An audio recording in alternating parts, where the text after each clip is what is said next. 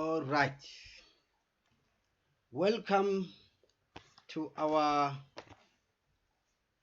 discussion, whereby we are looking at South African law in a historical context. We are looking at decoloniality, and we are looking at how the law should or can be indigenized in Africa, in South Africa particularly. Now, just to give a background to our discussion, we are looking at the fact that South African law is a mix of Roman law, Dutch law, that is Dutch customary law, English law principles, as well as African customary law principles.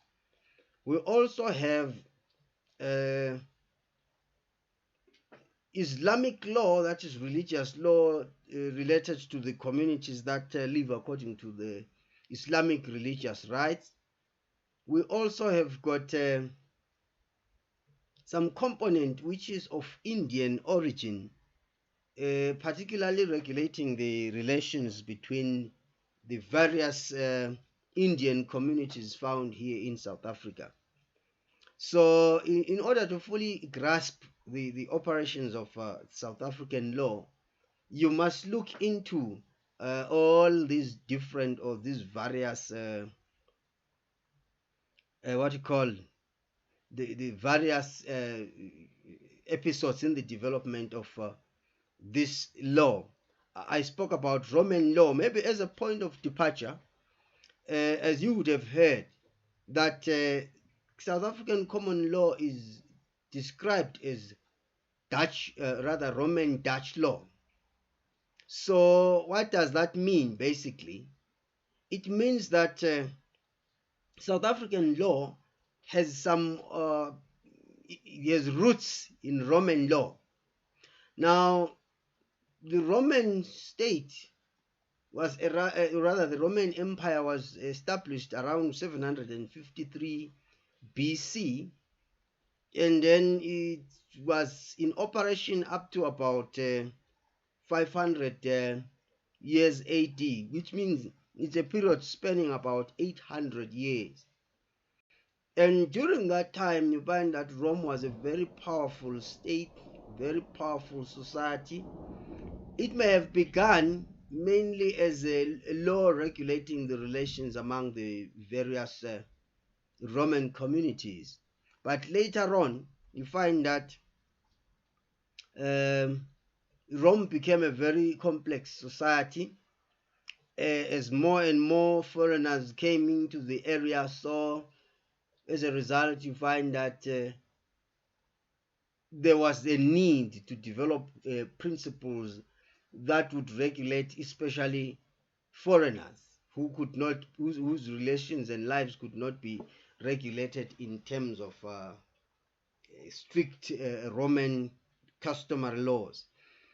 And so you find that that law developed, a lot of principles were developed, and South African law still refers, even our courts refer a great deal to the principles developed and espoused by, you know, or under the Roman system of law. So basically, this Roman law culminated in the development of the Juris Corpus Civilis, which was developed in AD, about 80 to 90, under the supervision of Emperor Justinian. So the Juris Corpus Civilis still plays a very pivotal role as a major and an authoritative source of South African law, if one could say that. So you find that Roman law therefore plays that significant role, whereby even courts still refer to those principles they still rely on them to a very great extent. Then this Roman law later on, because of the power of this Roman state, it then spread into the rest of Western Europe, because the Roman Empire covered Asia, Western Europe, as well as parts of Africa. That was at its height. So because of that, you find that this law became very, very widespread in terms of application and reception. And then later on, because it was received in Western Europe, you find that the Dutch, that is in Holland there, places well, maybe the present day Netherlands, if one could say, this law was received, Roman law was received there, and was applied by people and communities there. And then during that time, it also got to be influenced or mixed with customary Dutch principles. And because it had its origins in Rome, it then moves on and it is received among the Dutch communities, and it gets to be influenced by local legal principles there. So it then becomes Roman Dutch law in a sense.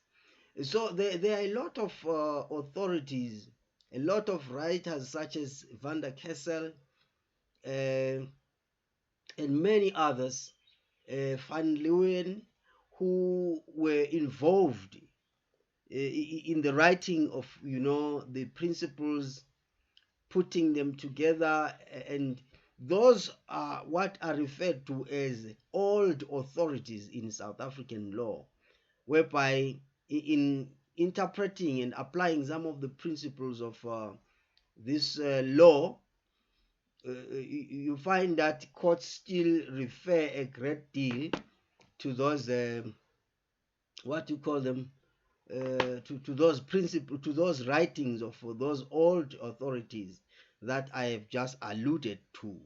So when Jan van Riebeeck and others on their journeys, they were members of this Dutch East India Company involved in trade, traveling from Europe and into the East, like in the countries or continents such as Asia, where we have India there. They then, in 1652, they established a post there, just a stoppage point where they would refill water, get fresh water, and later on they started growing some fresh vegetables there at the southern tip of Africa, that is the Cape of Good Hope. So you'll probably have heard about the arrival of Jan van Riebeeck and his team in 1652, and then the subsequent growth of this Dutch settler population. So they then began to apply this the principles of Roman Dutch law as they were being applied in the High Court. That is there is a Dutch word for that, but that was the High Court there in Holland. So they began to apply those principles to the relationships that were developing among themselves. For instance, if there was any legal relationship or any dispute between people staying at the Cape of Good Hope in those early years after 1652, they would then revert to the principles of Roman Dutch law as they were being applied in the Netherlands. So then that Roman Dutch law began to be applied extensively in this continent, but particularly at the Cape of Good Hope, to regulate relations between the various settlers from Europe there. And then so from about 1652, you find that the Roman, rather the Dutch community, that is the Boer community that was developing there at the Cape of Good Hope, continued to apply these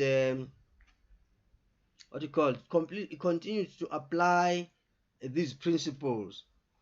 And later on, around 1795, you would know about the period of the French Revolution, and then the Napoleonic Wars, and how there was chaos in Europe. And then right about 1795, we see the arrival of the British there at the Cape of Good Hope. And then around 1805, 1806, the British then go on to annex the Cape of Good Hope as British territory. That is taking it over from being a territory that belongs to Holland or Netherlands. So you then find that these principles of Roman Dutch law get then to be affected or impacted in a way by the principles of English law that were brought in by the British settlers on arrival there around, I've said, 1806.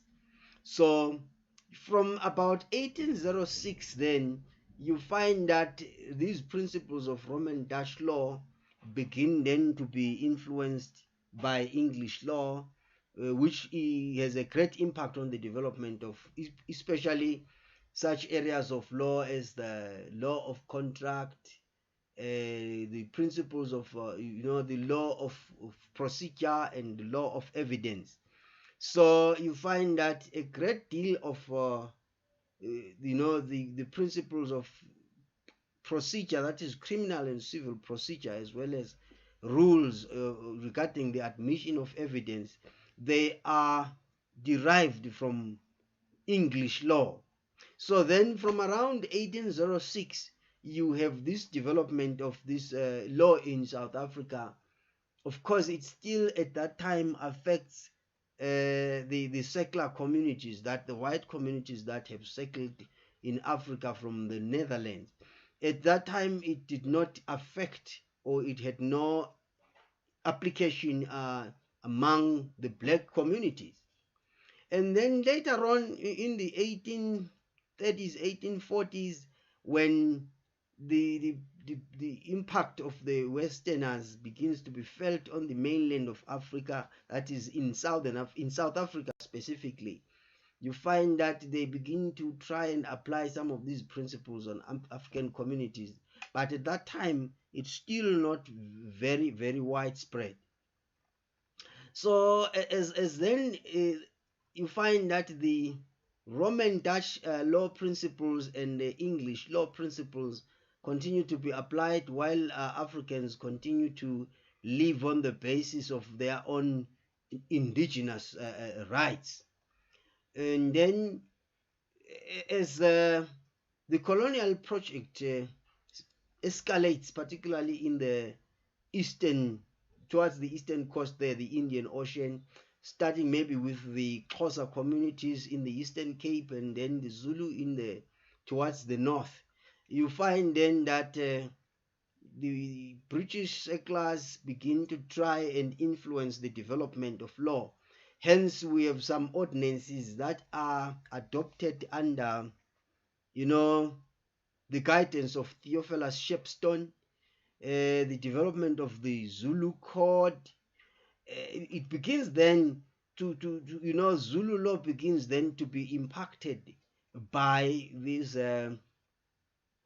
settlers, where, for instance, practices such as lobola then begin to be interpreted by Theophilus and others as the sale of women.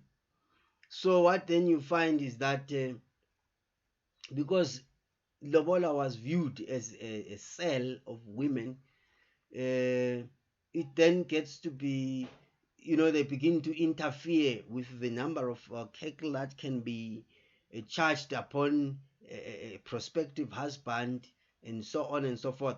So this is just one area among many others where we begin to see the impact of you know, colonization on the communities. And even though colonization was the order of the day at that time, you find then that there is an extension of the Western law principles to relationships that involve particularly Europeans and Africans. While principles of African law as applied among the Zulu communities, the Xhosa communities, the Swati communities, the Sotho communities, or the Pedi community, all these communities, then begins to be applied subject to what was called the repugnancy clauses, whereby a principle that was an African law principle that was seen to be in contradiction to or contrary to Western law principles would not be applied if it was found to be repugnant to principles of civilization, whatever they meant. And you would understand that by civilization they meant Western or European, traditions and systems of life. So you find that then the application of these laws, particularly the indigenous laws, is not very prevalent. It is contingent upon quite a number of restrictive factors, what they described as the repugnancy principle. So if it was repugnant to their own way of doing things, then it was disallowed. So you find then that with the establishment of these native codes of law, as you know, the Zulu codes, the native Natal codes, and so on, you find that there is now a juxtaposition of Western principles and African customary principles. Whilst we are still on that, it is very significant to mention that the arrival of communities bent on Islamic practices also meant a recognition to some extent of Islamic law or Sharia law in its various forms. And the same applies. Once the Indians were brought in as indentured laborers and they settled in the Natal colony, you find that their relations were also regulated in terms of the traditional, or rather the Hindu ways of life, or the Hindu rites and practices, or is Indian practices, if one could say. So then you find that because of that, there is the coexistence of these various systems: Roman Dutch law, English law principles, indigenous African law principles, Indian principles, as well as Islamic principles. They are all incorporated. And by African customary law, you must take note that there is no uniform African customary law. The Zulus, the Pedis, the Xhosas, the Tswanas, they each had their own traditional customary ways and practices. So you then find that the use of the term customary law is just in reference to generally those principles as they were applied by different societies in their different circumstances. So then we have that development of these laws side by side. Of course, you know pretty well that once the European settlers formed the government and became the administrators, that is the colonial administration, they began to interfere a lot with the traditional African systems, to the point that Professor Terence Ranger went on to write that tradition was invented in Africa. In other words, the laws that we see now, the laws that are known as, maybe say, the Zulu law or the Sotho law, whatever you call it, they are actually a result of an adulteration of the original cultural practices of those communities, as influenced by the settlers when they came in. So you find that that's how customary law continued to develop. And then you find that the period leading to our 1900, 1910, the formation of the Union of South Africa, you find then that there is already, South Africa is already beginning to be viewed as a state that is uniting the four provinces or the four colonies of the Western Cape, the Free State, Transvaal, and Natal.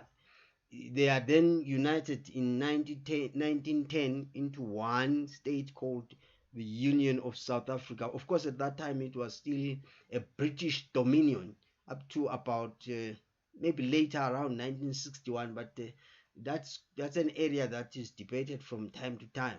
But now what you then find is that once this union is formed, we then have a clear arrangement whereby the Western law is being applied now to everybody, except that indigenous people would apply laws according to their own cultures. That's how it develops. And then you find that, of course, by 1927, we have this development of this native law, the Bantu Code, is applied by in Natal, and yeah, particularly in Natal. And whilst in terms of the Western law, we have adoption of statutes and ordinances that tend to be based on Roman Dutch principles as well as English law principles. You will find that some of these milestone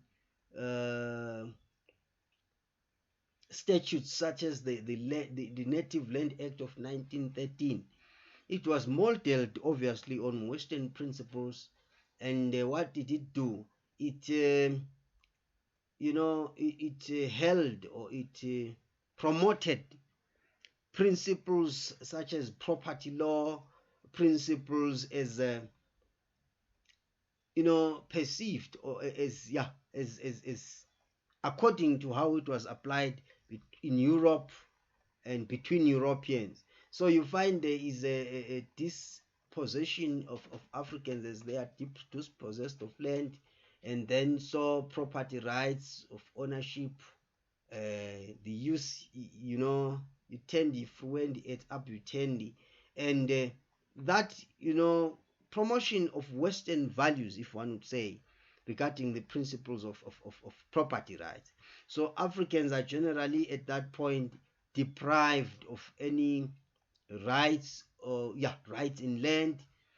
You find you end up with 87% of the land taken over and given to whites, whilst black people have nothing, in very little, about 13%.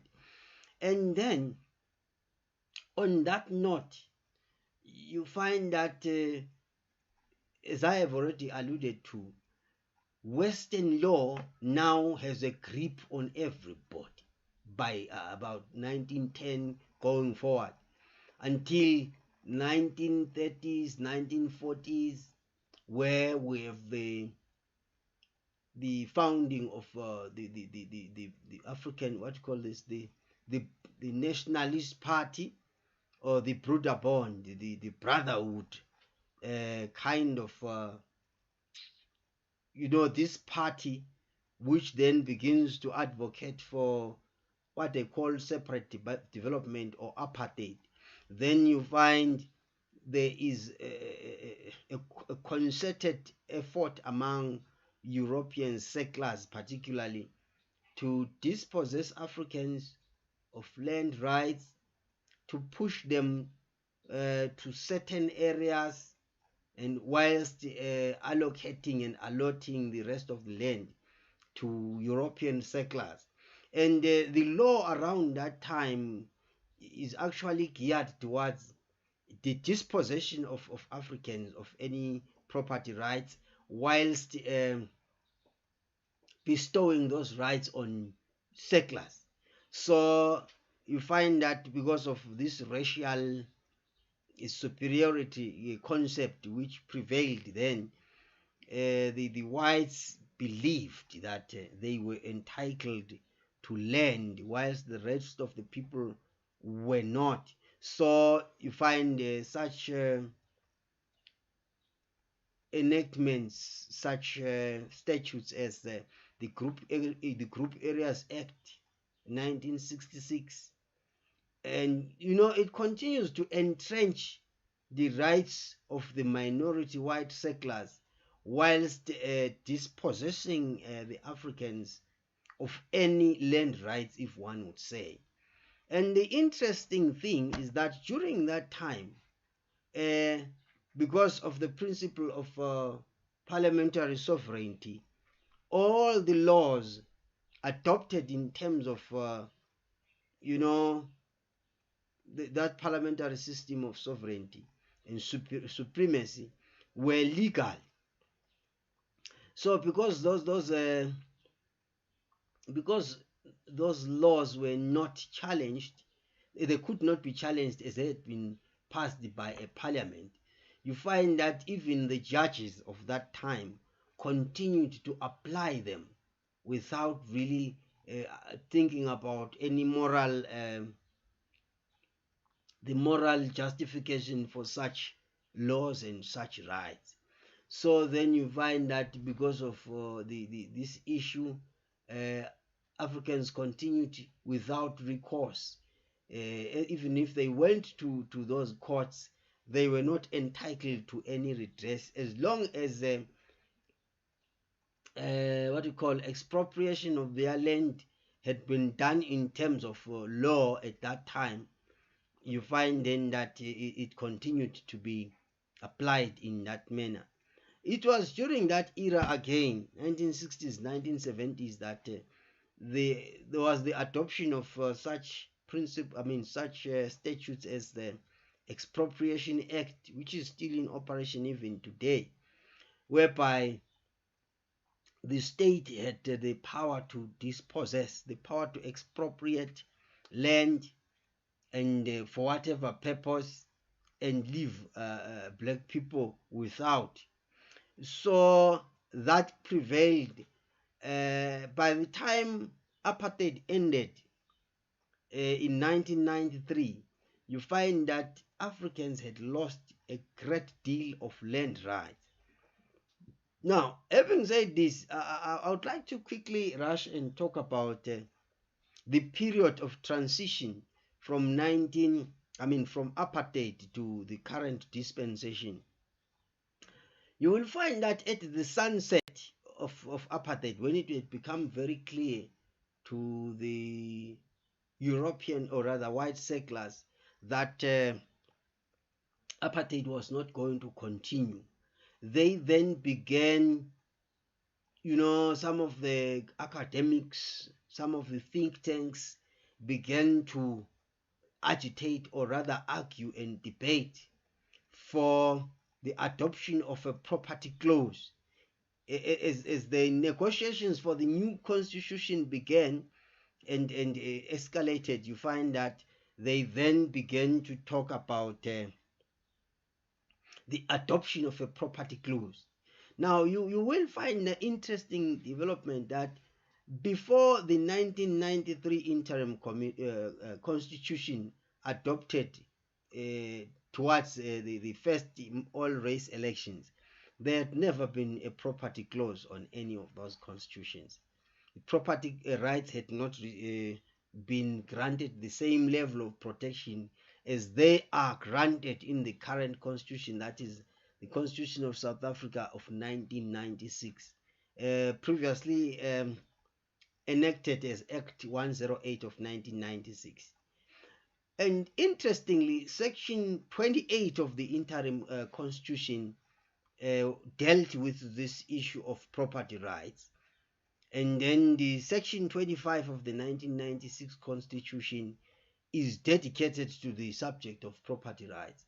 And this reminds me of the Lancaster House Constitution that was adopted to end the war between the African nationalists and the Rhodesian Front in 1979, that is in Rhodesia, present-day Zimbabwe.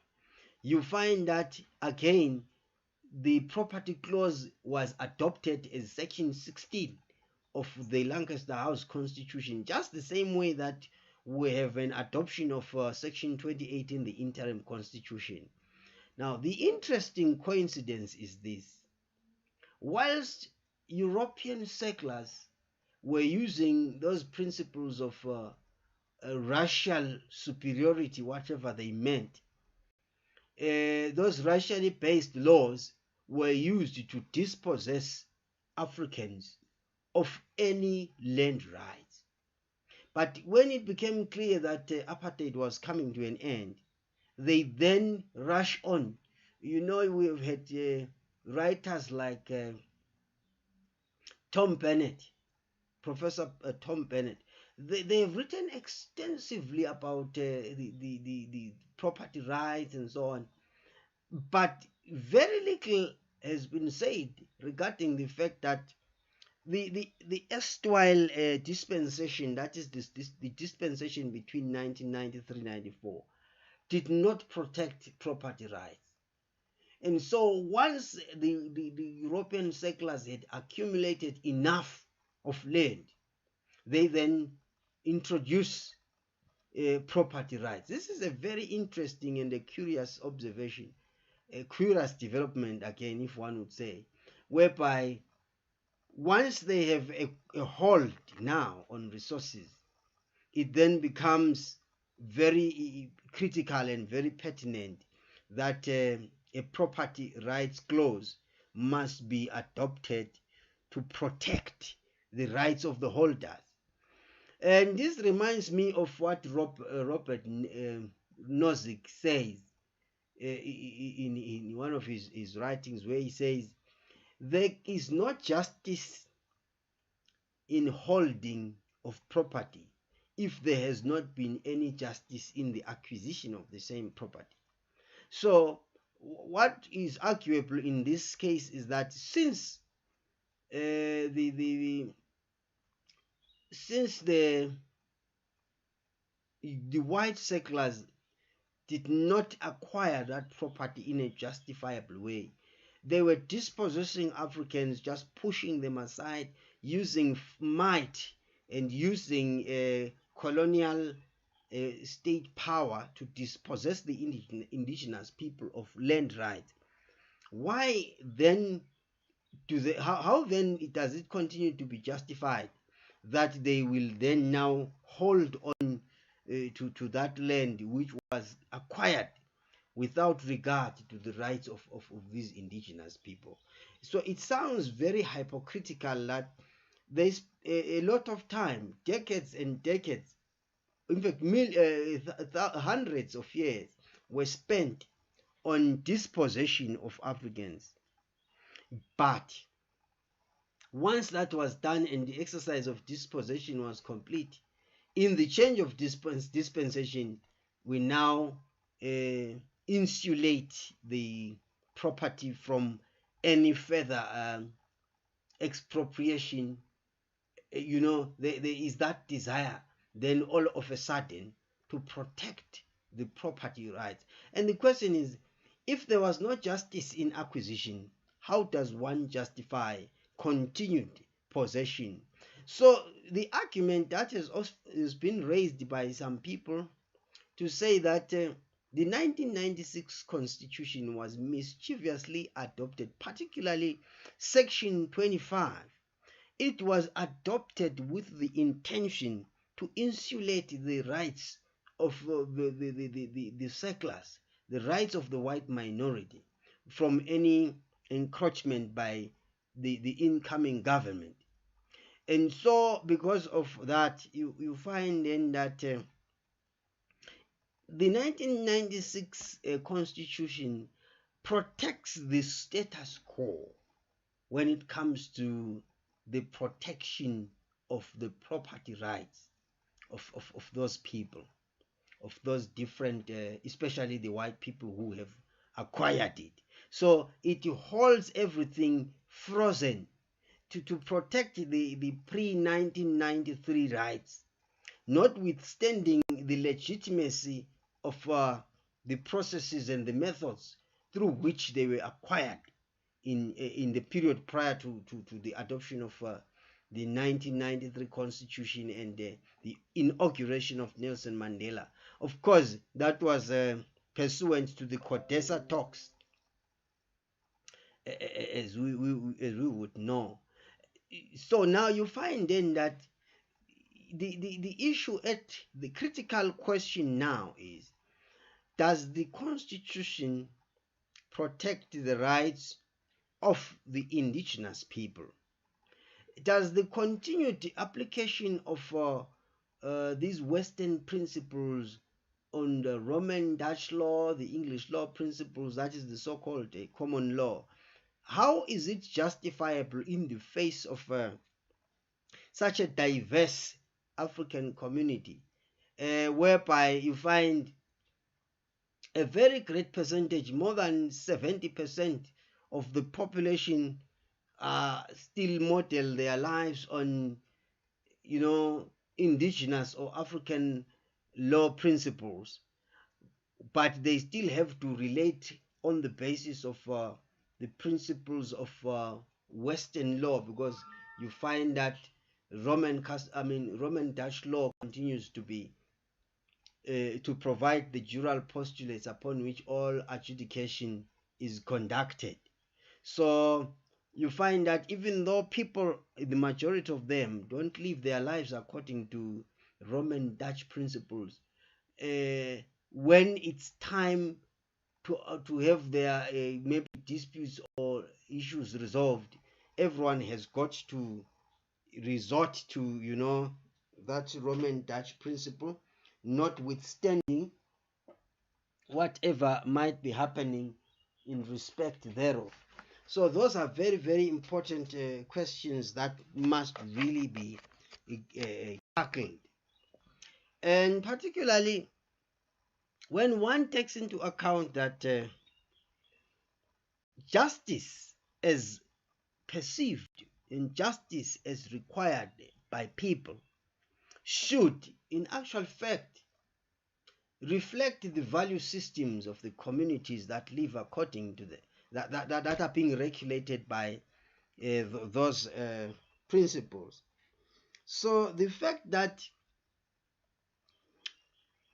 justice in South Africa is perceived only in terms of Western principles, this then continues what one would call a mismatch between the lives of the people and the justice that is being pursued. There are a lot of cases that have been decided on the basis of Roman Dutch principles that somehow contradict African customary principles. And it is very interesting that well into this new dispensation, the post-1994 period, African customary law principles still remain subject, if one could say, to common law principles.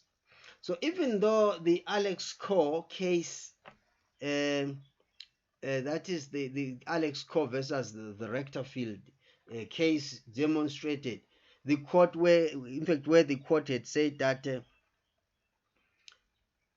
African customary law should not be viewed as an adjunct of Western law, but rather as a fully fledged legal system worthy of respect.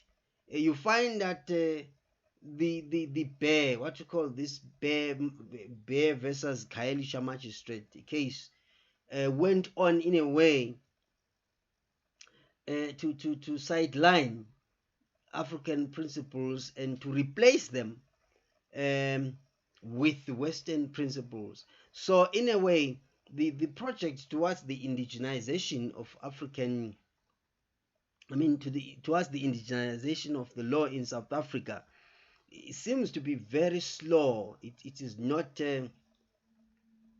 moving in the right direction, in the sense that there seems to be an imposition of Western law principles on the African communities and people that still live their lives on the along the African law principles. The same can be said about the Nwashita case in Limpopo, where succession to traditional leadership was concerned. Again, it is arguable that the court had reasoned along Western law principles instead of paying attention maybe to how African communities themselves always want to resolve their own issues. So thinking now in terms of decoloniality, decolonizing the law and indigenizing it, it still remains very clear through the reading of cases and legal cases as reported cases. It is still very prevalent to find that, as I have already highlighted, African value systems, African dreams, African aspirations, African cultural practices are still regarded as inferior and not worthy of equal space in the development of South African jurisprudence. This reminds me of what Kwame Nkrumah said as early as 1962 in one of his writings, where he said, it is a misnomer, well, not quoting him for word, of course, but he indicated that it was a misnomer that Africans lived their lives in ways that were contrary to their own value systems. He actually said that an African found himself as an alien, alienated from himself, distanced from himself, because he continues he is expected to cherish Western law principles that have no immediate application within his own community and immediate experience. But at the same time, he is expected then to continue to function normally.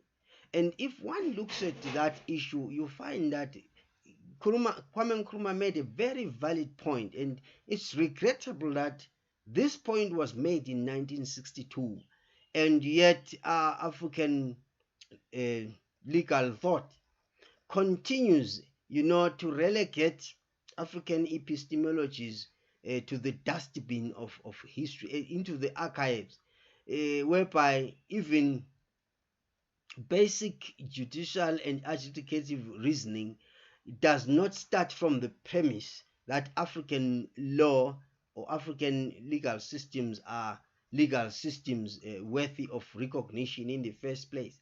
There seems to be too much deference to Western law principles on the assumption that Western law principles are the law and everything else that Africans do should be subject to. If it doesn't conform or if it doesn't come any near to the standards cherished by Western legal systems, then African systems must always give way.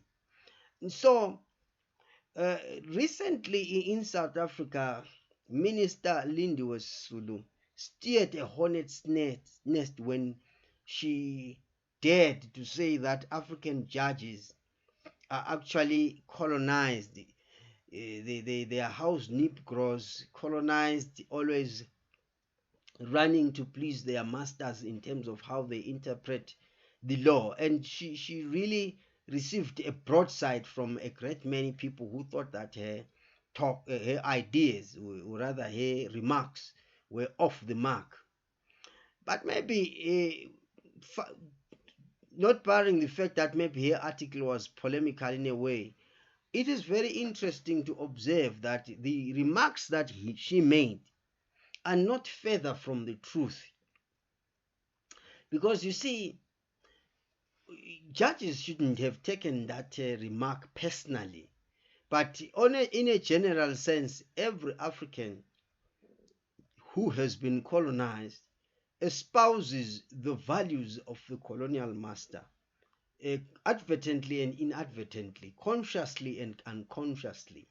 Because you find that because Africans were actually, the colonial system actually tempered with the African systems of knowledge production.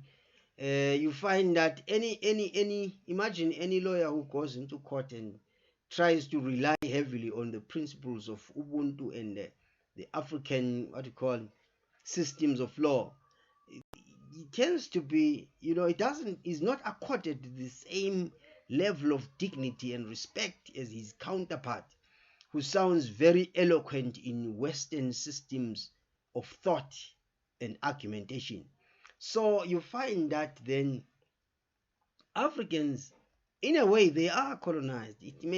Those judges, they are colonized, not in individual capacities, not to say that when they apply the law, they deliberately distort, but maybe by way of acknowledging the fact that they seem to be thinking first from the Western slate before they begin to adopt and accommodate African principles of life.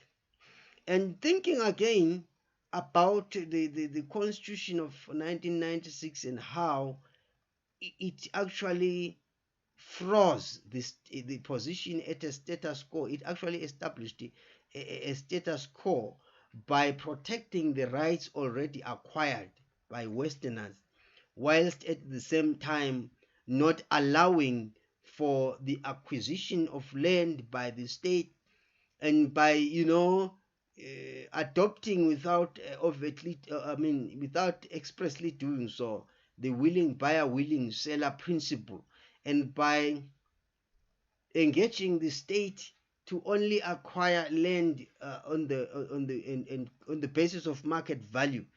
It actually made it impossible for the state to acquire the land rights. And so you find that then the law continues to be frozen because it must continue to serve the erstwhile apartheid interests. Of course, remembering the fact that this 1993 constitution, which laid the foundation to the 1996 constitution, was a negotiated settlement. It goes without saying that then the 34 constitutional principles that were adopted in at the CODESA talks, they continue to inform even the 1996 constitution, to the effect that the law as it stands today, South African law as it stands today, it continues to sanitize apartheid. It continues to legalize the acquisitions made during apartheid. And even its reference to cultural rights and so on, it's some tokenism of some kind, whilst the main issue is just the protection of the status quo.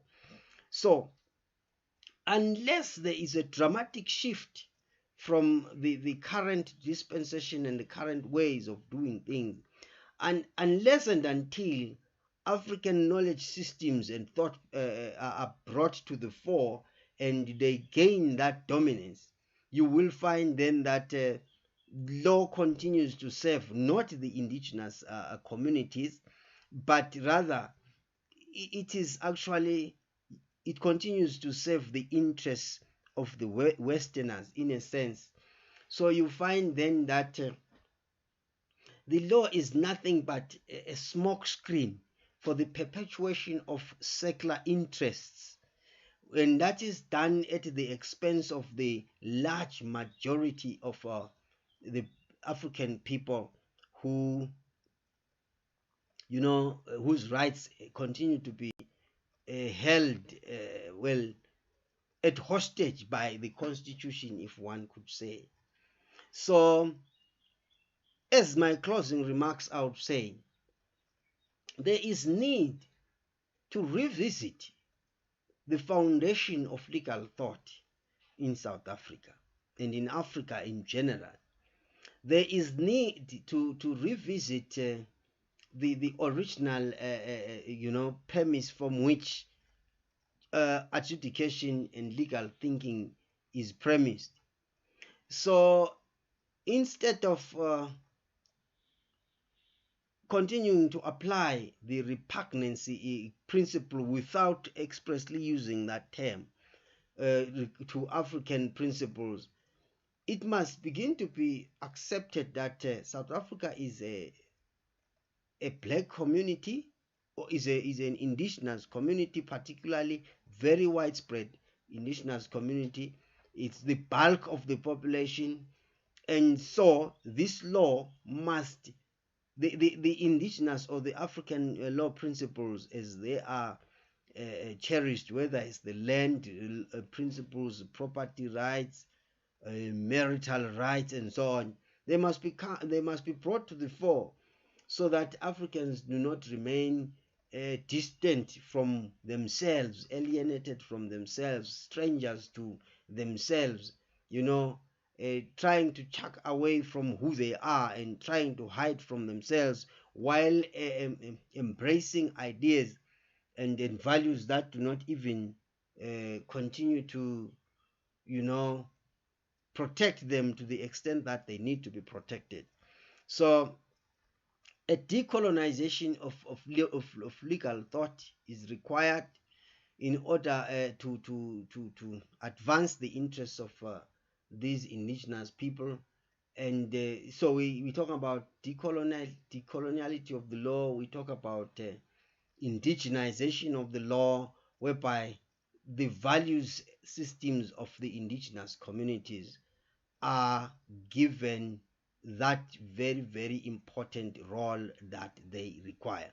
Thank you very much for being part of this presentation. Don't forget to click your like, to click your subscribe so that you may be notified of any future videos coming up, and to click that notification bell and share with your friends also, so that they may benefit from these discussions. Thank you very much once again. Bye bye.